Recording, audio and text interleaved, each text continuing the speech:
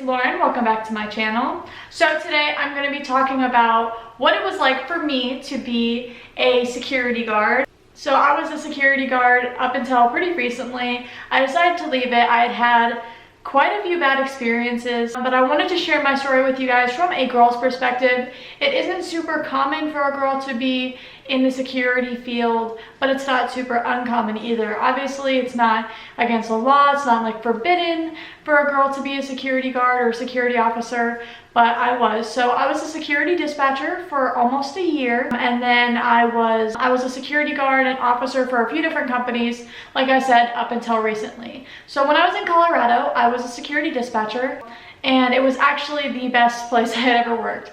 And I was working at a pretty big place and with a lot of foot traffic and everything. And we did have quite a bit of calls. It wasn't a boring location by any means, and being a dispatcher, it's never going to be boring anyways. It was a private location, so I didn't have to get my guard card for the state of Colorado. I was just able to get hired on that site after doing a background check and a drug test, which is required, I think, for all companies, security companies. I've never seen a company that doesn't ask for either of those.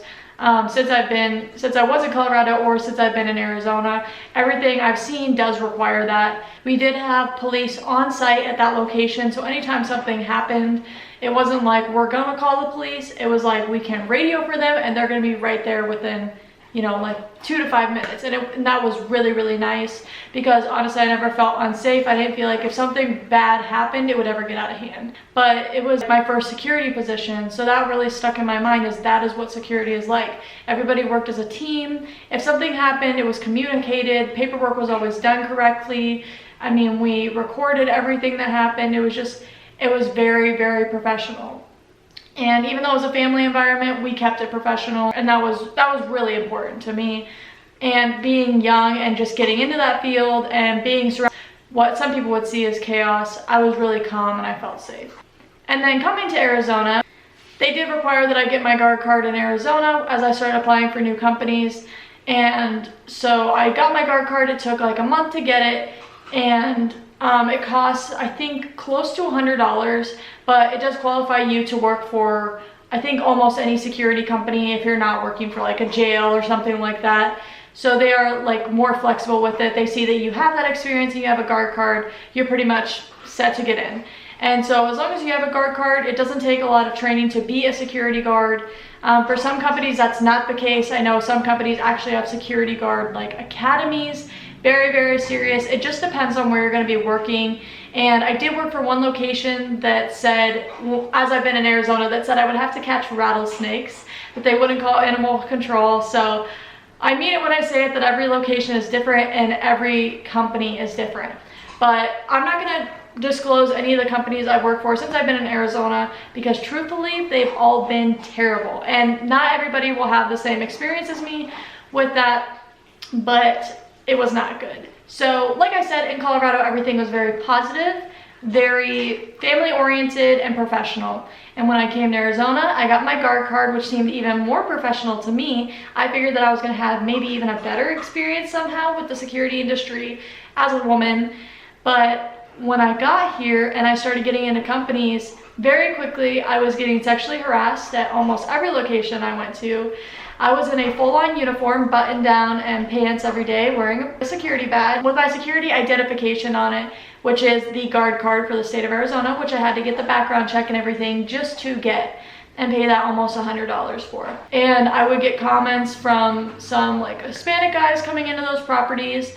Like when I said, "Hey, how are you today?" they would just stop and they'd say things like, "Hey, sexy," or "Hey, beautiful," and it was just like, I'm here at work, I have a job to do, like, can you just let me accomplish that job? And it was really uncomfortable.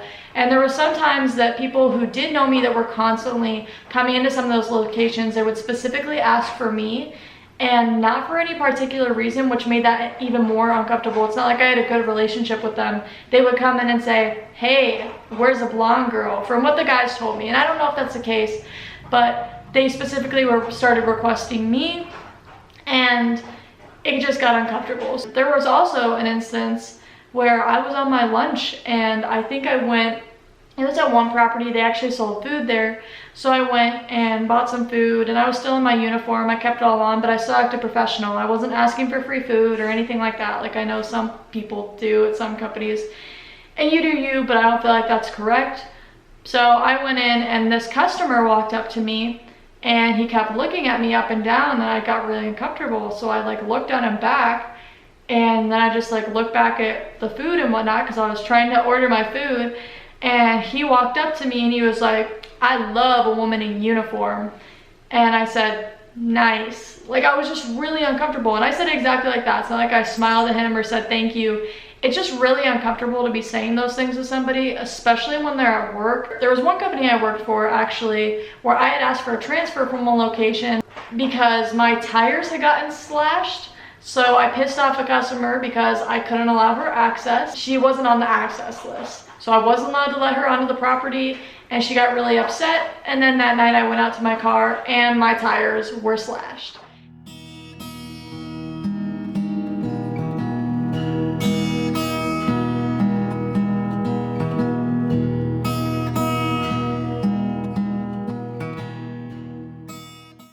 And the company would not take any responsibility for it. When I told them that I was like, what had happened, they wouldn't even do any paperwork on it. It was just kind of like, that's your issue, which to me, $650 for tires is a no-go for me. So I immediately left that company and I went to another one. But that definitely made me really nervous for my car from that point, because my car is my baby. I take so much pride in my car. And it was just mortifying for me. I started getting scared at work because no longer did I feel safe at work. I felt like I was being targeted. I would do like some rover positions is what they call it. So they'll call you if somebody calls off and say, "Hey, can you come work at this random location, you know, for this night or how many nights in a row because this person's going to be on vacation or out sick or whatnot. We just need you to cover." So you are always on call for them. So I did work for some of those locations as well, but it was really uncomfortable too because those locations never had training. I would just walk on property and be the only person there for 10 to 12 hours, and that was really scary. Some of the properties I went to were like abandoned or in construction, and there was always weird sounds and whatnot, and of course I have to be the only one going in and checking it out. So I mean, of course you're supposed to be like some big tough guy to be security, but that definitely scared the hell out of me because I would work some graveyard shifts, especially at this one construction property I will never forget, and the freaking fire alarms went off. So I called the company and said, "Hey, the fire alarms are going off but no one's here, what am I supposed to do?" And they said, "Oh, you can't do anything, so just sit there and make sure that no fire is happening." So I actually had to leave the building. It was obnoxious because like all the concrete is exposed, so it's like the sound was just ricocheting off. I was getting like massive headaches from it. I had to just sit down on the curb and just go, wow, this is what security is. And it was a complete joke because that was nothing like what I was used to. Like if there was something happening, you call fire department or you call the police or you call whoever you have to get that solved. It's not just a shrug it off and don't even do a report on it. That I was very not used to that, and truthfully that is just not professional at all. I would not recommend ever staying with a company that does that doesn't take it seriously. There were some places that I went and I was having to write parking violations, and people would call me saying, you know, "You don't know what you're doing, why'd you give me a parking violation?" And that was literally just my job. But that sucked too because I hated doing that. I don't feel like that's really what security should do. We just wrote them tickets for like $50, $100, and it was based on what the property I was working for that day asked. And that was terrible too because I started getting threats and I got scared for my car again.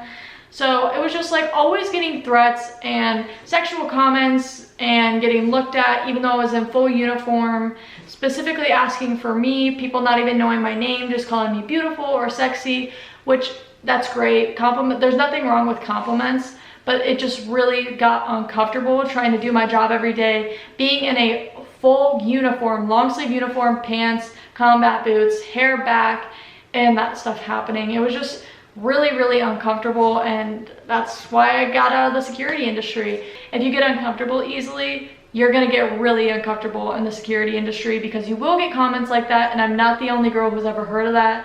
There were some locations where I was the only girl working and the guys didn't know how to act. They would have really sexual conversations with each other or just just very inappropriate conversations with each other, and I just had to sit there and hear that. But they didn't know how to act. Like, people don't know how to act around women when they're not used to being around them. And it's just really difficult because people don't know how to treat you in that industry. And I just really overall don't recommend it to people unless you have really thick skin.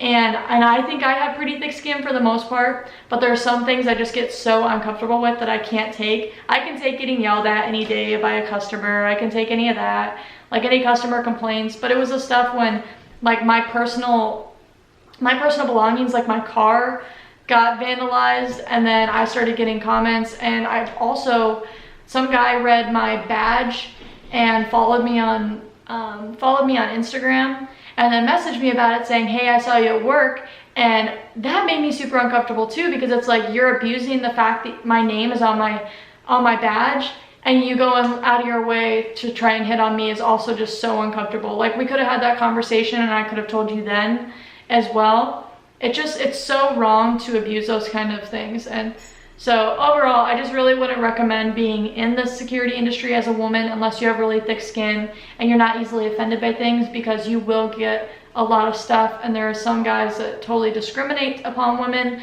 at some locations, and for some companies, they do treat you completely different. They might treat you like you're stupid. And yes, it is discrimination. If something does happen at work, even if you're not in the security industry, if something happens at work which you know is discriminatory, whether it's because of your gender or age or any of that, look up the discrimination rights for workplaces for your state online and figure out how you need to proceed with that. If it does continue for you, you always are supposed to stand up for yourself. So that's what I did personally. I just left that industry because I kept switching companies after I kept having issues, and it just never really got solved. When I communicated that there was an issue, it never got solved, and sometimes it wasn't even the company's fault. But just always watch it and stand up for yourself, because there are legal rights for a lot of that stuff. But yeah, that's all I really had for you guys today. So I just wanted to share my experience in the security industry as a woman and how that affected me present day and why I'm no longer in it. So thank you guys so much for watching, and I will see you guys in my next video. Bye guys.